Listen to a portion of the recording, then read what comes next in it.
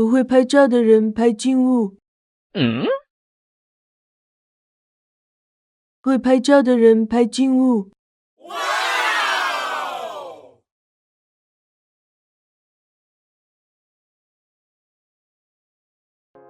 好，这一期跟大家分享一个热靴闪光灯的实际应用啊。因为上几期过后，有朋友跟我留言说，热靴闪光灯虽然很强大，但是那些我拍摄的应用的场景，他们平常用不到。我们就回到一个很实际的这个场合中，然后去分享一下热靴闪光灯可以拍出怎么样的照片。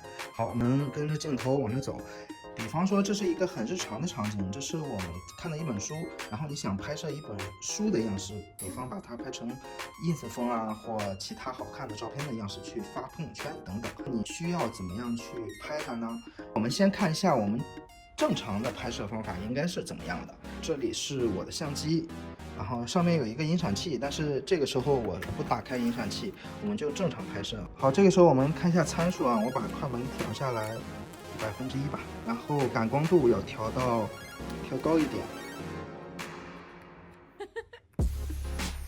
好，这个时候显示器里的曝光就正常了。好，我们现在先拍一张。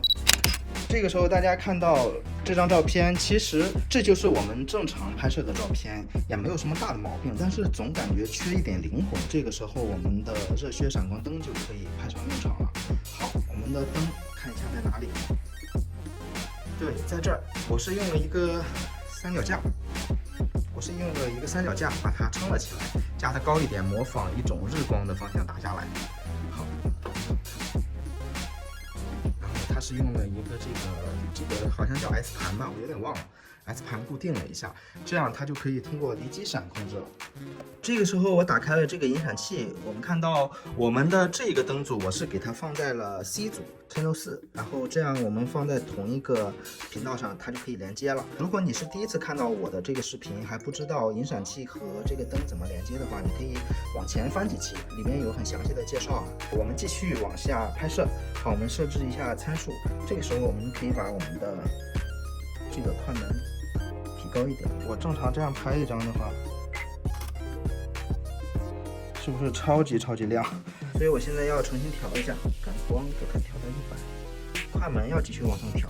有的同学反映快门加不上去，可能是因为你没有开高速同步。像我的这个引闪器的话，你看这个位置，这有一个 H， 然后打开这个 H 就是 High Speed， 然后打开了高速同步。闪光灯上也是可以设置的。好，开了高速同步之后，我可以把快门放在1/8，这样的话可以保证它的画面不会过曝。好，然后我们现在就用这一盏灯去拍摄这一个场景，这样拍一张，看一下什么效果。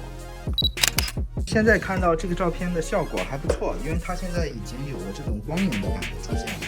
但我感觉画面的右侧还是有一点点暗，这个时候你可以找一些补光的，比方说这种，看到了吗？这个银板，但是我这里并没有用这个板。因为什么呢？因为这个灯首先它发出的光线的强度并不是特别大，这样的话它打在上面反射出来的效果，所以并不一定特别好。所以我就用离机闪的方式去控制另外一盏灯。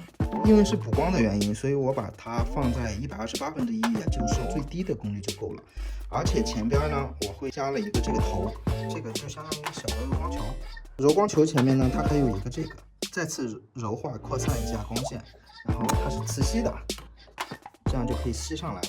这样我把它固定在这边，离它有一定的距离，这样就可以起到一定的补光作用。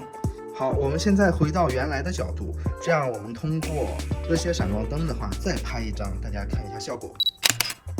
这一次的效果就比刚才要好一些。这其中其实有很重要的一个道具，其实是这个。因为用它可以扩散影子。如果你想拍一些很有生活感的照片呢，其实光线的塑造必不可少。这个时候你就可以找一些像这种叶子呀，或其他的一些遮挡，或有一些纱窗呀，都可以，它可以投射出来很漂亮的光影。这个光影呢是需要离它有一定距离和高度的这么一盏灯，然后记得一定是要硬光，我没有给它加其他的柔光设备，我就用硬光。这是一个扩散板，打出来依然是硬光。这样的话，它就可以在画面上形成一些非常漂亮的阴影。